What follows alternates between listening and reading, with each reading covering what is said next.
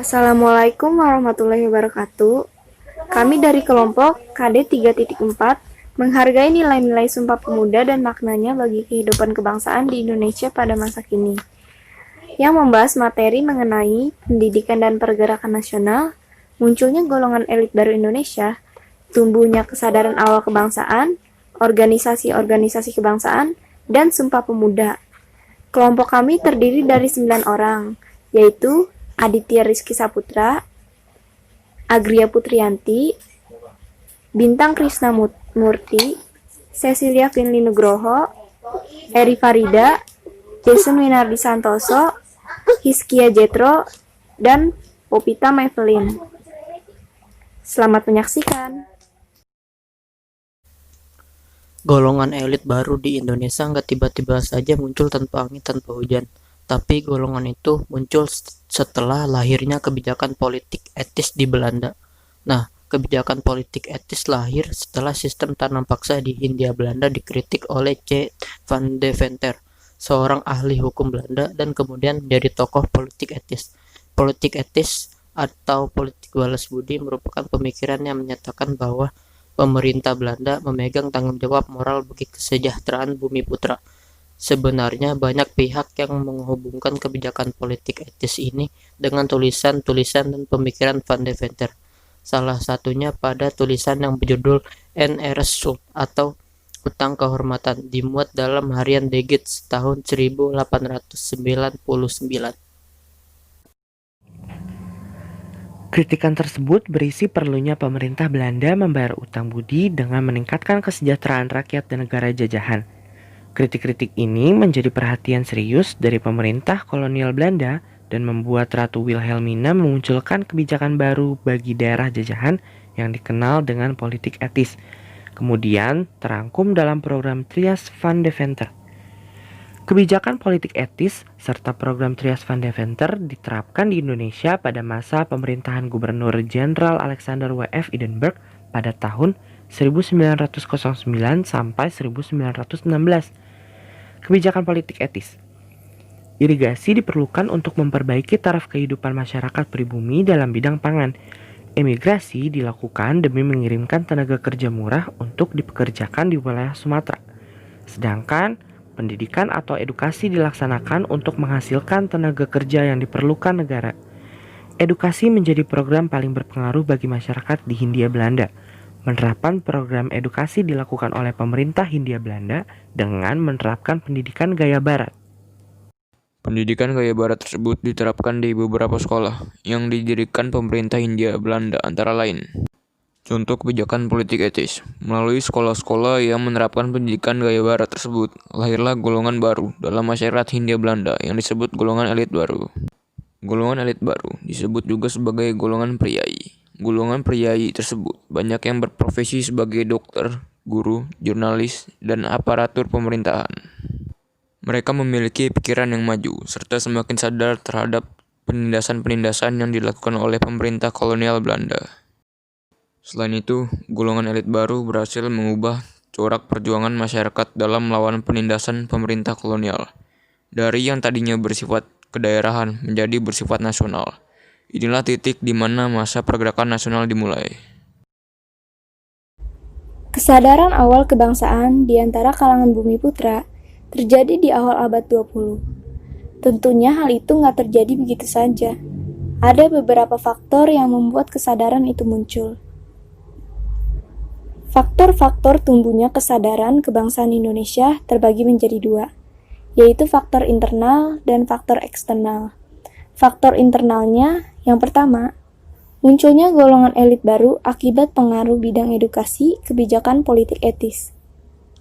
Yang kedua, penderitaan masyarakat bumi putra atas penindasan pemerintah kolonial Belanda. Yang ketiga, tumbuhnya kenangan akan kejayaan masa lalu. Indonesia pernah berjaya di masa kerajaan Sriwijaya dan Majapahit. Yang keempat, munculnya kesadaran untuk bersatu.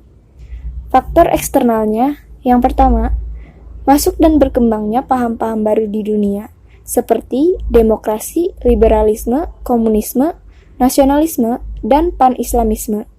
Yang kedua, kemenangan Jepang atas Rusia pada tahun 1905. Yang ketiga, lahirnya pergerakan nasional di wilayah Asia dan Afrika seperti Tiongkok, India, Filipina, Turki, dan Mesir.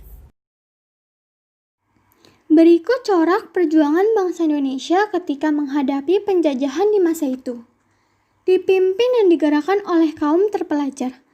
Kaum terpelajar mendorong perjuangan melawan penjajahan Barat melalui pendirian organisasi-organisasi pergerakan bersifat nasional dan sudah ada persatuan antara daerah.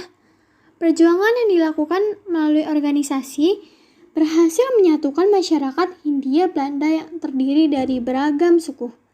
Selain itu, persamaan nasib membuat munculnya persatuan nasional di masa ini. Melakukan perlawanan secara pemikiran.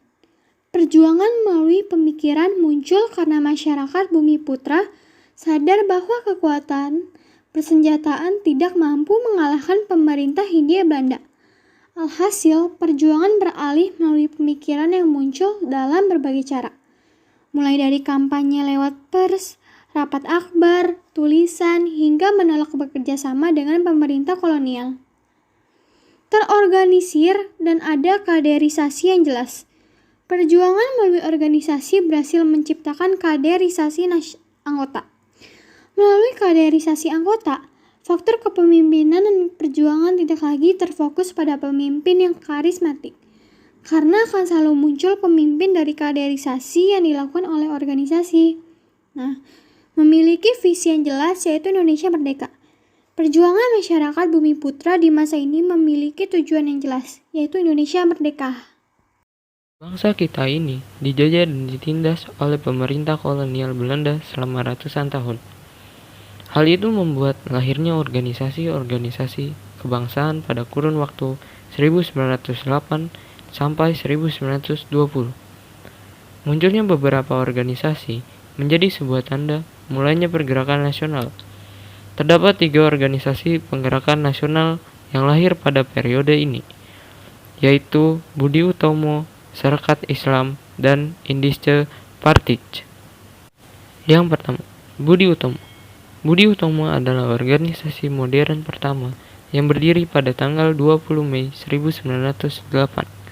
Demi mencapai tujuannya, Budi Utomo bergerak pada bidang pendidikan. Kemudian, Budi Utomo membuat program penggalangan dana pendidikan, juga bidang kebudayaan melalui pengembangan kebudayaan Jawa. Akan tetapi, perkembangan Budi Utomo nggak terlalu pantas.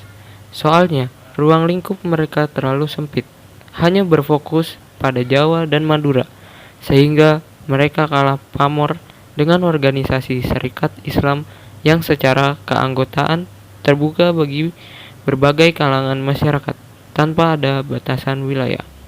Pada akhirnya, Budi Utomo menggabungkan diri ke dalam Partai Indonesia Raya pada tahun 1935, sekaligus berakhirnya kiprah Budi Utomo. Yang kedua ada Sarekat Islam. Sebelum namanya berubah menjadi Sarekat Islam, sebelumnya organisasi ini bernama Sarekat Dagang Islam atau yang disingkat SDI. Pendiri dari SDI adalah Haji Saman Hudi dan didirikan di Solo pada tahun 1911. Sarekat Islam jelas memiliki tujuan. Beberapa bidang kegiatan yang dijalankan oleh SI antara lain: 1. Sosial ekonomi, memberikan bantuan modal usaha bagi anggotanya, dan memajukan perdagangan masyarakat pribumi. Yang kedua, itu ada agama, memajukan kehidupan, dan mengembangkan ajaran agama Islam. Selanjutnya ada organisasi Indische Partij. Indische Partij adalah partai politik pertama yang berdiri di Hindia.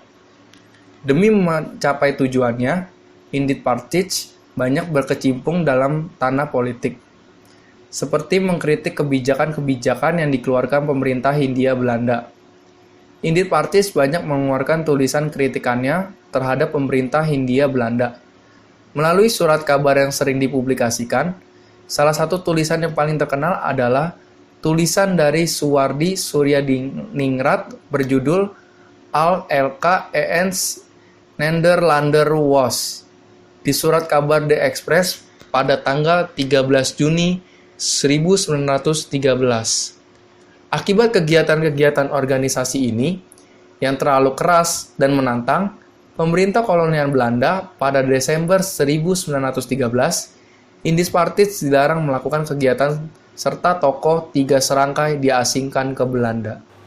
Sumpah Pemuda adalah pergerakan kemerdekaan Republik Indonesia yang dilakukan oleh para pemuda-pemudi Indonesia dengan menyatakan ikrar satu tanah air, satu bangsa, dan satu bahasa Indonesia. Pada tahun 1908, muncul kehadiran Dr. Sutomo, Dr. Cipto Mangunkusumo, dan EFE. Deusdeker yang memprakarsai berdirinya Budi Utomo.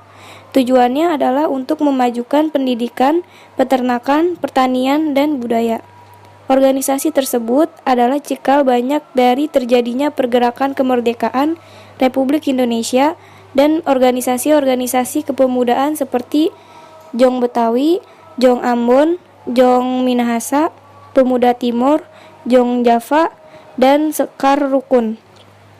Pada tanggal 30 Oktober 1926, seluruh organisasi pemuda berkumpul untuk melaksanakan rapat dikenal dengan nama Peristiwa Kongres Pemuda yang menjadi permulaan persatuan seluruh pemuda Indonesia untuk kemerdekaan Indonesia. Selanjutnya muncullah ide untuk melaksanakan Kongres Pemuda II oleh Perhimpunan Pelajar Indonesia atau PPI. PPI adalah organisasi persatuan pelajar untuk seluruh Indonesia. Tepatnya Kongres Pemuda II pada tanggal 26 sampai 28 Oktober 1928 di Jakarta dengan kegiatan 3 kali rapat di 3 tempat rapat atau gedung yang berbeda-beda. Kongres Pemuda II tersebut dihadiri oleh mahasiswa, perkumpulan pemuda, sampai berbagai macam partai politik. Saat itu pemuda Indonesia justru semakin bersemangat dan kuat untuk melawan penjajah dan kolonialisme. Keinginan agar Indonesia merdeka juga semakin kuat, sehingga pada hari akhir Kongres Pemuda II, tanggal 28 Oktober 1928, Sumpah Pemuda lahir yang intisarinya dibuat oleh Muhammad Yamin dengan persetujuan seluruh peserta Kongres. Tujuan Sumpah Pemuda berikut adalah tujuan dari Sumpah Pemuda antara lain: 1. Membangkitkan jiwa dan sikap nasionalisme pemuda-pemudi Indonesia dan seluruh rakyat Nusantara untuk melawan, mengusir, dan menentang para penjajah. 2. Membuat kokoh dan tebal rasa persatuan dan kesatuan bangsa Indonesia. 3. Memperluas usaha-usaha dan kegiatan agar tercapainya kemerdekaan Indonesia. 4. Menghilangkan rasa kedaerahan yang selalu menjadi penghalang rakyat Indonesia untuk bersatu. 5. Melaksanakan cita-cita untuk mengumpulkan seluruh pemuda Indonesia. Isi Sumpah Pemuda dan maknanya bunyi Sumpah Pemuda yang lahir pada tanggal 28 Oktober 1928 antara lain: 1. Kami putra dan putri Indonesia mengaku bertumpah darah yang satu tanah Indonesia. 2. Kami putra dan putri Indonesia mengaku berbangsa yang satu bangsa Indonesia. 3. Kami putra dan putri Indonesia menjunjung bahasa persatuan bahasa Indonesia. 3 poin dari isi Sumpah Pemuda di atas tersebut sesuai dengan dinding prasasti Museum Sumpah Pemuda. Tokoh-tokoh Sumpah Pemuda. 1. Soenario. Profesor Mr. Soenario Sastrowardoyo adalah seorang penasehat panitia dalam merumuskan Sumpah Pemuda dan pembicaranya. 2. J. Leimena. Leimena adalah anggota panitia Kongres Pemuda II. J. Leimena lahir tahun 1905 di Ambon, Maluku, yang merupakan mahasiswa aktivis dan ketua dari organisasi pemuda Jong Ambon. 3. Suegondo Jojo Poespito. Tidak banyak orang yang tahu pria kelahiran tahun 1905 adalah tokoh penting yang memimpin jalannya kegiatan Kongres Pemuda II di Jakarta sampai menghasilkan ikrar Sumpah Pemuda. 4. Djoko Marsaid. Djoko Marsaid adalah aktivis yang menjadi ketua dari Jong Java pada saat Kongres Pemuda II. Djoko Marsaid bertindak menjabat sebagai wakil ketua Kongres Pemuda II. 5. M. Yamin. M. Yamin lahir pada tahun 1903 di Minangkabau yang terkenal sebagai penyair puisi gaya modern di Indonesia. M. Yamin lah yang memberikan usulan dan mendorong agar bahasa Indonesia menjadi bahasa persatuan dalam ikrar Sumpah Pemuda. 6. Amir Syarifuddin Harahap. Tokoh yang satu ini adalah wakil ketua dari Jong Batak Bond dan aktivis yang sangat anti Jepang. Bahkan Amir juga pernah diancam untuk dihukum mati. Amir memberikan kontribusi ide-ide brilian saat terjadinya perumusan Sumpah Pemuda. 7. W.R. Supratman. Tidak hanya dikenal sebagai seorang wartawan, pengarang, dan pencipta lagu Indonesia Raya, W.R. Supratman juga menjadi tokoh penting dalam peristiwa Sumpah Pemuda pada penutupan Kongres Pemuda II. W.R. Supratman menunjukkan sebuah lagu instrumental tanpa teks dengan alat musik biola yang menjadi lagu kemerdekaan Indonesia, yaitu Indonesia Raya. 8. S. Manguen Sarkoro. Tokoh dengan nama lengkap Sarmidi Manguen Sarkoro ini adalah tokoh penting Sumpah Pemuda yang lahir di tahun 1904. Sarmidi merupakan aktivis pendidikan di mana saat Kongres Pemuda 1 dan 2 berlangsung, Sarmidi lebih banyak berbicara soal pendidikan untuk rakyat Indonesia. Bahkan berkat konsentrasinya dalam bidang pendidikan yang begitu kuat tersebut, pada tahun 1949 sampai 1950, Sarmidi dipercaya untuk menjadi Menteri Pendidikan dan Kebudayaan Indonesia. Sekian dari kelompok kami. Terima kasih ya untuk teman-teman semua yang sudah setia menonton video ini dari awal sampai habis. Semoga video ini bermanfaat untuk teman-teman semua yang menonton ya. Alhamdulillah.